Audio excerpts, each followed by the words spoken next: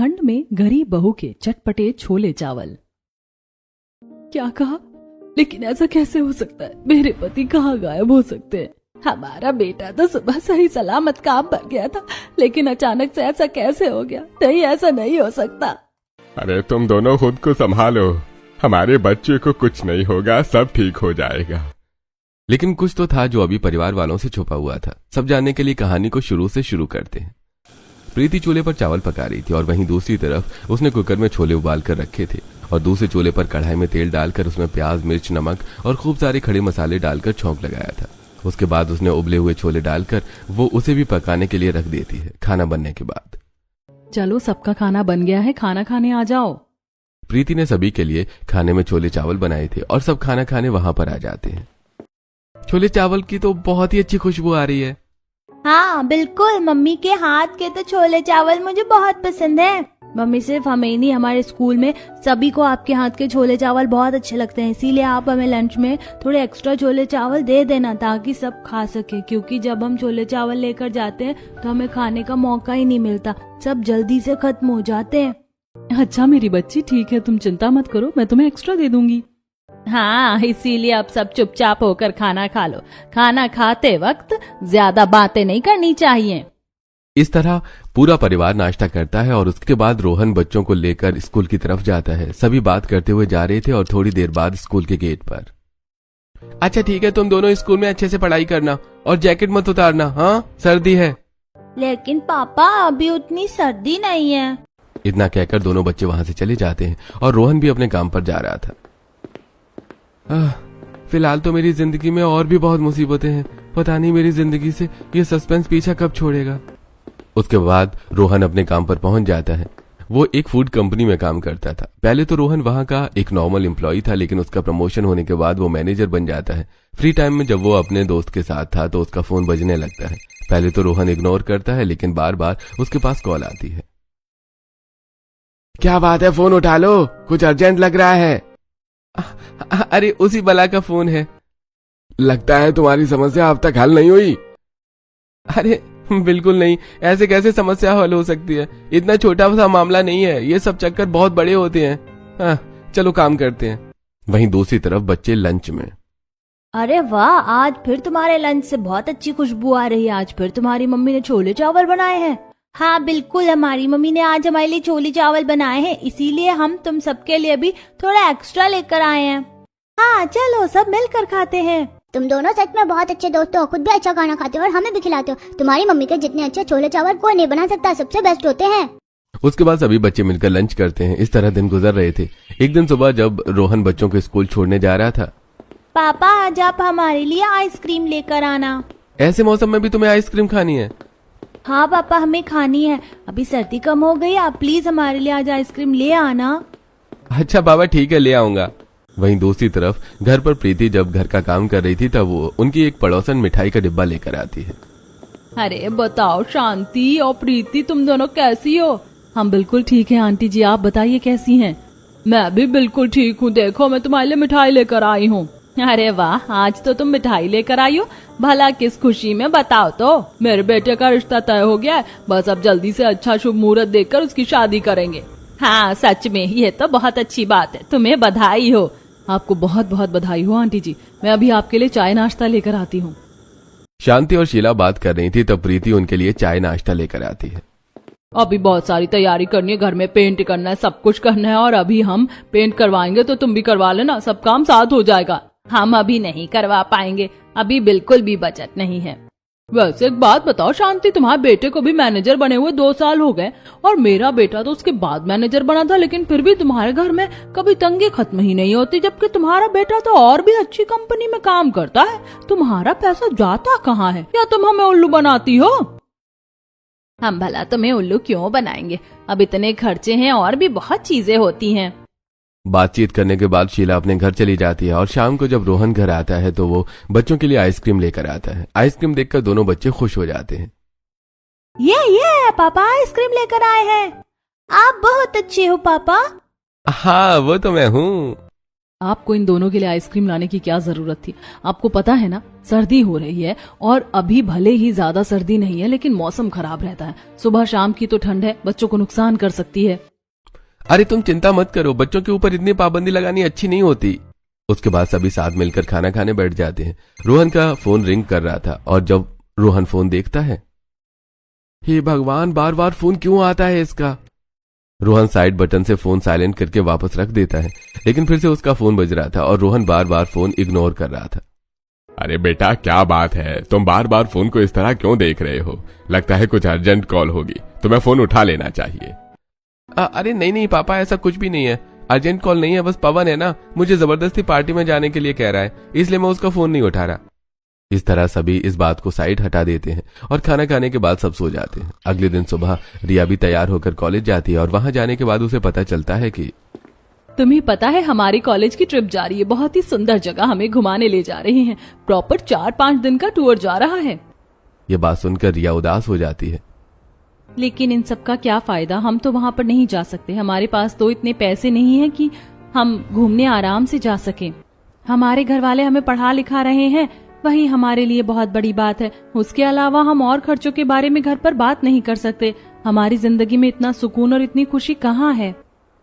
वहीं दूसरी तरफ सामने से कॉलेज की सबसे अमीर और घमंडी लड़की अपने दोस्तों के साथ आती है।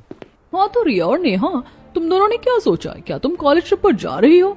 क्यों, तुम इन लोगों के जले पर नमक छिड़क रही हो? तुम्हें क्या लगता है ये फटीचर लोग ट्रिप पर जा सकते हैं? इनके पास तो ढंग के कपड़े तक पहनने के पैसे नहीं है। तुमने बिल्कुल सही कहा, इन जैसों की जिंदगी में कहाँ हमारी तरह ऐशो आराम लिखा है। कोई बात नहीं, तुम यहाँ बगल वाले पार्क में जाकर घूम सकती हो और हम ट्रिप में एंजॉय करेंगे। आने के बाद तुम्हें फोटोज और वीडियोस जरूर दिखाएंगे। Okay bye. इतना कहकर दोनों लड़कियां वहां से चली जाती हैं, जिसे सुनकर नेहा को बहुत गुस्सा आता है। पता नहीं अमीर लोग खुद को क्या समझते हैं, इन्हें बिल्कुल भी कदर नहीं होती दूसरों की फीलिंग्स और इमोशंस की। बस इन्हें मजा आता है दूसरों को नीचा दिखाने में। लेकिन हम कर भी क्या सकते हैं? उनके पास इतना अंधाधुंध पैसा है कि वो शो ऑफ तक कर सकते हैं, लेकिन हमारे पास तो एक फूटी कौड़ी तक नहीं होती अपने ऊपर खर्च करने के लिए। तुमने बिल्कुल सही कहा, हमें एक एक चीज के लिए तरसना पड़ता है। एक भी कोई चीज हम अपनी मर्जी से नहीं कर सकते। आखिर इतना भेदभाव क्यों होता है? मैं नहीं जानती, छोड़ो। मेरी भाभी ने आज हमारे लिए छोले चावल बनाए थे, तुम्हें बहुत पसंद है ना? चलो खाते हैं। खुशी होगी छोले चावल खाकर। इस समय इतना खराब मूड सिर्फ तुम्हारी भाभी के हाथ के छोले चावल खाकर ही ठीक हो सकते हैं। उसके बाद दोनों कैंटीन में बैठकर छोले चावल खाते हैं। वहीं दूसरी तरफ रोहन जब शाम को ऑफिस में था तो उसके पास एक कॉल आती है। हेलो, हाँ भैया। तुम फोन क्यों नहीं उठा रहे थे? हम तुम्हें कब से फोन कर रहे हैं। माफ करना भैया, मैं किसी अर्जेंट काम में फंसा हुआ था। आगे से ऐसा नहीं होना चाहिए। नहीं नहीं, बिल्कुल नहीं होगा। उसके बाद कॉल कट हो जाता है। आज तो बाल बाल बच गया। भैया से डांट पड़वानी थी इन्हें, मुझे इन्हें भी सब बता दिया। शाम को रोहन घर वापस आता है तो अपनी सीधी आधी सैलरी प्रीति को देते हुए कहता है, बच्चों की स्कूल फीस भर देना और इसमें घर खर्च निकाल लेना। लेकिन इस बार तो आपने मुझे बहुत कम पैसे दिए, इतने में सब कैसे हो पाएगा? एक बात बता, तू हर महीने हमें आधे पैसे क्यों देता है? बाकी पैसे तेरे कहाँ जाते हैं? कितनी बार बताया है माँ, और भी बहुत खर्च होते हैं। मैंने किसी से कुछ पैसे लिए थे तो उसका उधार भी तो चुकाना है। हमें तो समझ नहीं आता किस किस से पैसे लेता रहता है। आखिर तूने किस चीज के लिए पैसे लिए थे और किसे चुका रहा है? हमें भी तो कुछ पता होना चाहिए। ऊपर से तेरी सैलरी भी ज्यादा होनी चाहिए। अभी भी उतनी ही सैलरी पर अटका हुआ है क्या? तेरी पगार नहीं बढ़ती कभी? पोस्ट के साथ सबकी पगार बढ़ रही है। अरे बस लिए थे माँ, क्या आप हर वक्त सिर्फ सवाल पूछती रहती हो? और पगार बढ़ती तो बता देता ना। इतना कहकर रोहन गुस्से में वहां से चला जाता है। आखिर क्या था जो रोहन अपने घर वालों से छुपा रहा था? धीरे धीरे समय गुजर रहा था। एक रात बहुत देर हो जाती है लेकिन रोहन घर वापस नहीं आता। रात के 12 बज रहे थे। मुझे समझ नहीं आ रहा कहाँ चले गए।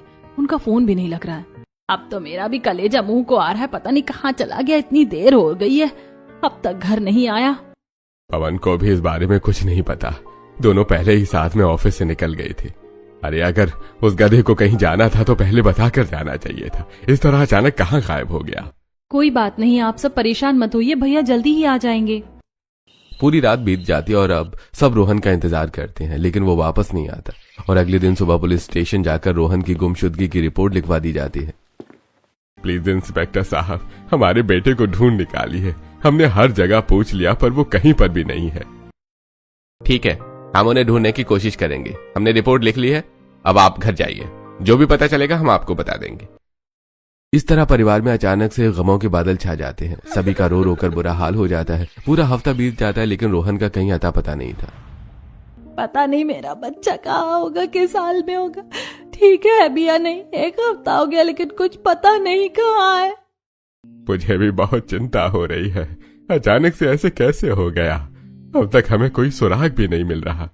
पता नहीं भैया कहाँ और किस हाल में होंगे। सभी का रोकर बुरा हाल था। तभी बच्चे भी पूछते हैं, मम्मी इतने दिनों से पापा क्यों नहीं आ रहे हैं? बेटा मैंने तुम्हें बताया ना, पापा किसी काम से बाहर गए हुए हैं, कुछ समय बाद ही आएंगे। अगर ऐसी बात है तो दादी और दादू रो क्यों रहे हैं? बेटा उन्हें बस पापा की थोड़ी फिक्र हो रही थी, इसीलिए तुम्हें चिंता करने की जरूरत नहीं है। पापा जल्दी घर वापस आएंगे। बच्चों के सवाल भी बड़ों को परेशान कर रहे थे लेकिन उन्हें बहलाने के अलावा और कोई चारा भी नहीं था। दिन गुजर रहे थे। अगर ऐसे ही सब चलेगा तो घर खर्च निकालना मुश्किल हो जाएगा। मुझे कुछ न कुछ काम करना होगा। हाँ बेटा, लेकिन तुम क्या करोगी? जो भी काम करना पड़े मम्मी जी वही करूंगी। मैंने सोचा है कि मैं भी अब ट्यूशन पढ़ाना शुरू कर देती हूँ। हमारे गांव में इतने ट्यूशन टीचर नहीं है, बच्चों को दूर जाना पड़ता है, तो ये अच्छा रहेगा। इस तरह रिया ट्यूशन पढ़ाना शुरू करती है और प्रीति दूसरों के घरों में काम साफ सफाई का शुरू कर देती है। लेकिन उसे बहुत परेशानी हो रही थी। आज फिर से तुम काम पर लेट आई हो, इसीलिए मैं तुम्हारी आज की आधी पगार काटूंगी। तब प्रीति कुछ नहीं कहती और चुपचाप अपना काम करती है। उसे मजबूरन सब सहना पड़ रहा था। वो अपने परिवार के लिए मजबूत बन रही थी। लेकिन जब प्रीति रसोई में काम कर रही थी तो गलती से उससे थोड़ा सा दूध गिर जाता है। वो उसे साफ कर रही थी। तुमने दूध भी गिरा दिया। तुम्हारा काम पर बिल्कुल भी ध्यान नहीं होता है। मैं फिर से तुम्हारी पगार काटूंगी। देखिए आप ऐसा मत कीजिए। आप हर छोटी छोटी बात पर मेरी पगार काट लेती हैं तो पगार बचेगी ही नहीं। फिर से मुझसे जुबान लड़ा रही हूँ, पगार काटूंगी। प्रीति की मालकिन उसके साथ बिल्कुल भी ठीक व्यवहार नहीं करती थी। अब ठंड का मौसम था। प्रीति ठंड में कांपते हुए घर वापस आती है और सारी बात जब घर वालों को बताती है तो कोई जरूरत नहीं है ऐसी घटिया औरत के यहाँ पे काम करने की। माना कि हमें काम की जरूरत है लेकिन वो हमारे साथ ऐसा नहीं कर सकती। बिल्कुल सही कहा। अब वो बेवजह तुम्हें परेशान करती रहती है। बिल्कुल भाभी, वो तो आपका नाजायज फायदा उठा रही है। हर छोटी बात में पगार काट लेती हैं तो हमें कुछ बचेगा ही नहीं। ऐसे तो एक तरह से आप फ्री में उसका काम कर रही हैं। हाँ, हमें कोई जरूरत नहीं है ऐसा काम करने की। मैंने भी वहाँ काम छोड़ दिया है लेकिन अब समझ नहीं आ रहा कि कहाँ काम करूँ। अगले दिन शाम को जब बच्चे ट्यूशन पढ़ने आए थे तब प्रीति ने छोले चावल बनाए थे। बच्चों को भी बहुत पसंद थे, इसलिए उसने सभी को थोड़े थोड़े छोले चावल खाने को दिए थे। आंटी आप सच में बहुत अच्छे छोले चावल बनाती हैं। बिल्कुल, मैं तो आपके हाथ के छोले चावल हर रोज खा सकता हूँ। तभी वहां पर एक बच्चे की मम्मी उसे लेने आई और प्रीति के छोले चावल की खुशबू की दीवानी हो जाती है। उसका बेटा उसे छोले चावल टेस्ट करवाता है। यहाँ पर अकेले अकेले इतने स्वादिष्ट छोले चावल खाए जा रहे हैं। रुकिए, मैं आपके लिए भी अभी लेकर आती हूँ। रुकिए, मैं तो बस ऐसे मजाक कर रही थी लेकिन मेरे पास आपके लिए एक ऑफर है। अगले हफ्ते मेरे बेटे का जन्मदिन है लेकिन उसी दिन हमें दिन में बहुत अर्जेंट काम है। तो मैं बहुत परेशान थी कि खाना किससे बनवाऊंगी, क्योंकि बाहर से ऑर्डर करना मुझे ठीक नहीं लग रहा था। सब छोटे बच्चे हैं, उन्हें जंक फूड खिलाना ठीक नहीं होगा। तो क्यों ना आप मेरे घर पर उस दिन खाना बना दे। छोले चावल और साथ में थोड़े भटूरे हो जाएंगे तो बेस्ट कॉम्बिनेशन हो जाएगा। मैं आपको अच्छी पेमेंट दूंगी।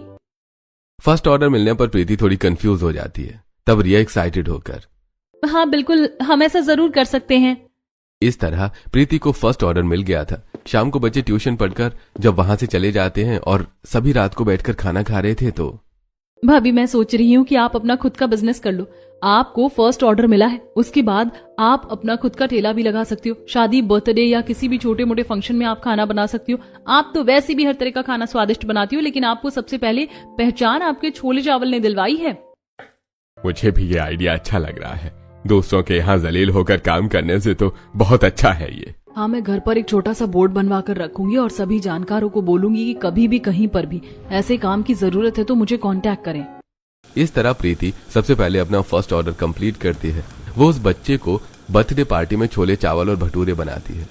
उसने कढ़ाई में सारे खड़े मसाले डालकर और उसमें लहसुन, अदरक, प्याज को अच्छे से भूनकर उसमें टमाटर, मिर्च डालकर अच्छे से मसाले को पकाकर उसमें छोले डालकर उसे पका दिया। और दूसरे चूल्हे पर चावल पक रहे थे और तीसरे चूल्हे पर गर्मा गर्म तेल में भटूरे सेक रही थी। बर्थडे पार्टी में सभी को खाना परोसा जाता है। सबको बहुत स्वादिष्ट लगता है।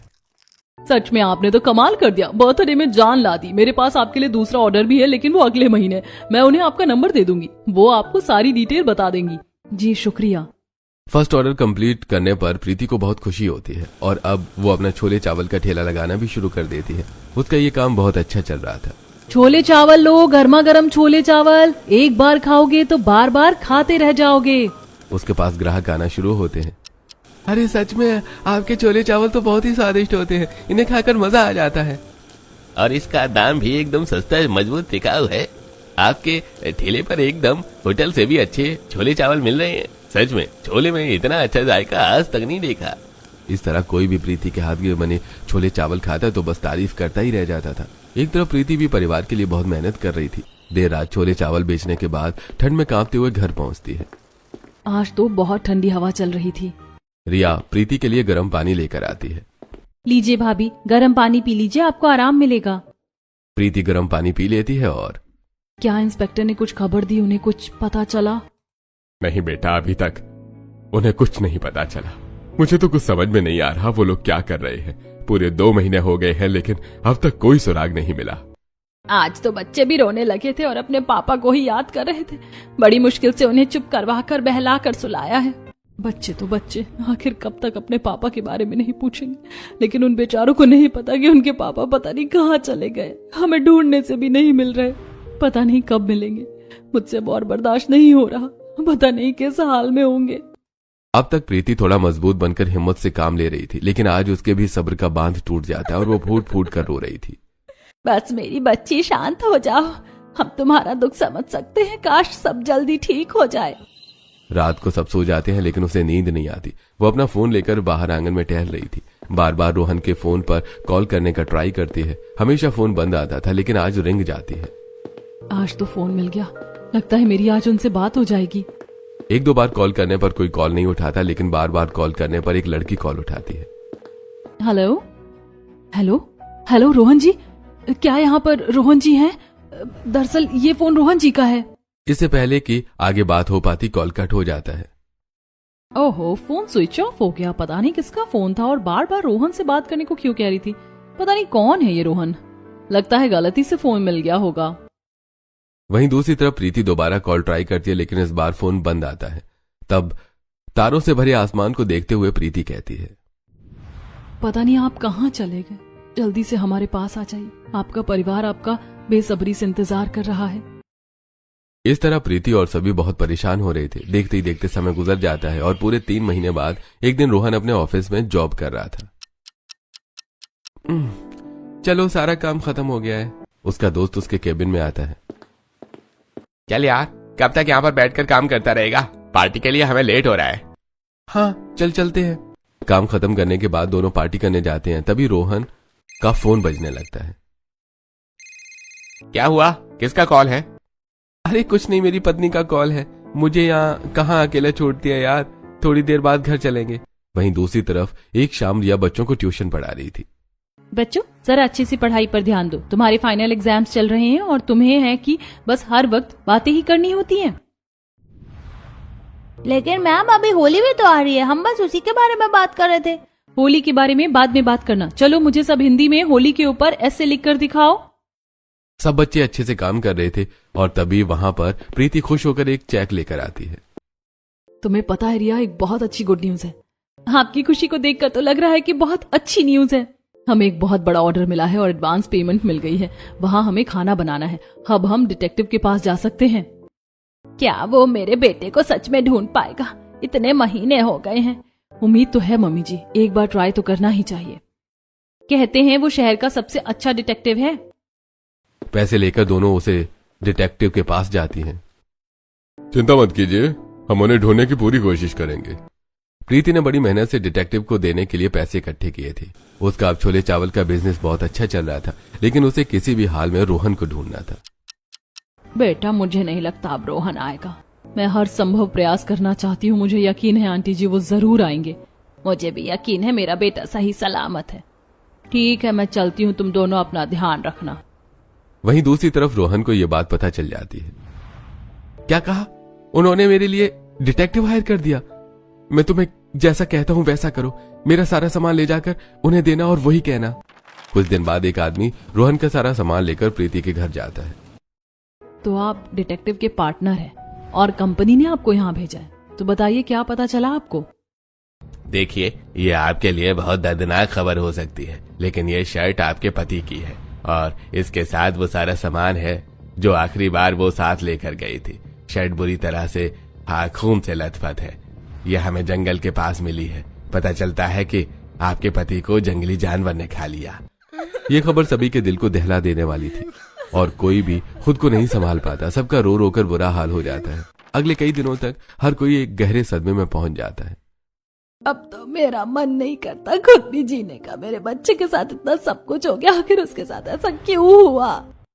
बुढ़ापे में यही सब देखना रह गया था। प्रीति भी एकदम खामोश थी। वो बड़े ध्यान से उस शर्ट को देख रही थी। तभी पिंकी से गलती से शर्ट पर पानी गिर जाता है, जिसके बाद वो रंग फैलने लगता है। और जब प्रीति शर्ट देखती है तो उसमें से रंग जैसी सुगंध आती है। ये खून नहीं है, ये तो बस लाल रंग है। हमें अभी डिटेक्टिव के पास जाना चाहिए। प्रीति की बात सुनकर प्रीति रिया वहां जाती हैं और सारी बात बताती है। तो ये बात है। वही मैं सोचूं कि आपने बीच में इन्वेस्टिगेशन के लिए क्यों रोक दिया, जबकि मुझे आपके पति के बारे में पता चल गया है कि वो कहाँ है और हमने आपके पास कोई आदमी नहीं भेजा था। वो कोई फ्रॉड होगा। सारा सच जानने के बाद प्रीति पूरे परिवार के साथ रोहन से मिलने उसके शहर वाले ऑफिस में जाती है, जहां पर वो रोहन को सही सलामत देखकर एकदम हैरान रह जाते हैं। रोहन भी सामने परिवार को देखकर दंग रह जाता है। वो उनके पास आता है, तभी पीछे से उसका दोस्त कहता है, अरे रवि, तुम यहाँ क्या कर रहे हो? अंदर बॉस तुम्हें बुला रहे हैं। जल्दी चलो, मीटिंग शुरू होने वाली है। हाँ तुम चलो, मैं आता हूँ। रोहन उन सभी को पास के गार्डन में ले जाता है और वहां जाकर सब रोहन से पूछते हैं, तूने हमारे साथ इतना बड़ा विश्वासघात किया, तुझे जरा सी भी शर्म नहीं आई अपने परिवार को इस तरह छोड़ते हुए और झूठ बोलते हुए? तुझे पता भी है तेरे बिना हमने एक एक पल कैसे काटा था? क्या तुमने जो सुना है वो सच है? तूने यहाँ पर एक लड़की से शादी कर ली है? पहले तो रोहन कोई जवाब नहीं देता। आपने तो यहाँ पर नाम भी बदल लिया, यहाँ अच्छी कंपनी में नौकरी कर रहे हैं, एक लड़की से शादी कर ली, पूरा परिवार बसा लिया यहाँ पर। अगर जिंदगी में आगे बढ़ना था तो हमें साफ साफ कह देते। इस तरह इतना बड़ा खेल रचने की क्या जरूरत थी? इन सब की वजह से प्रीति को बहुत ठेस पहुंची और उसे बहुत गुस्सा आता है। आपकी वजह से हमें और आपके बच्चों को कितनी परेशानी हुई है। मैं आपको इस चीज के लिए कभी माफ नहीं करूंगी। डिवोर्स के पेपर पहुंचा दूंगी। जब कोर्ट में आना होगा तब आखिरी बार बच्चों से मिल लेना और उन्हें कोई अच्छा बहाना बताकर उनसे अलविदा कह देना, ताकि वो आपका इंतजार ना करें। इतना कहकर प्रीति गुस्से में मंगलसूत्र निकालकर रोहन को देकर वहां से चली जाती है। अब से तुम सच में हमारे परिवार का हिस्सा नहीं हो। प्रीति ही हमारी बेटी है। अब से तुम सच में हमारे लिए मर गई। अपनी शक्ल मत दिखाना कभी हमें। सच में मत दिखाना अपनी शक्ल भैया। आपकी वजह से भाभी ने और हमने बहुत कुछ झेला। भाभी का शुक्र मनाओ कि आपकी नई जिंदगी बर्बाद नहीं कर रही, क्योंकि उन्हें पता है कोई फायदा नहीं है। आपने उन्हें छोड़कर किसी और को चुना है, इसीलिए वो खुशी खुशी आपको जाने दे रही है। आपने एक बहुत नेक दिल लड़की का दिल दुखाया है। इतना कहकर पूरा परिवार गुस्से में वहां से चला जाता है और शाम को रोहन अपनी नई पत्नी के पास घर वापस जाता है। हमारी डार्लिंग, आज आप घर जल्दी आ गए? बस आज कुछ भी करने का मन नहीं कर रहा है, बहुत दुख हो रहा है। किस चीज का दुख है आपको? कुछ नहीं, आज मैं थोड़ी देर अकेले रहना चाहता हूँ। रोहन खुद को कमरे में बंद कर लेता है और बस अपने परिवार की कही बातों को ध्यान से सोचने लगता है। सब खत्म हो गया, मैंने जैसा चाहा था वैसा हो गया, लेकिन उन सबको सच पता चलने के बाद मुझे बहुत बुरा लग रहा है। आखिर मैंने ऐसा क्यों किया? मुझसे बहुत बड़ी गलती हो गई। रोहन का पुराना परिवार उसे अपनाने से मना कर देता है और वो अपनी नई पत्नी के साथ रहता है।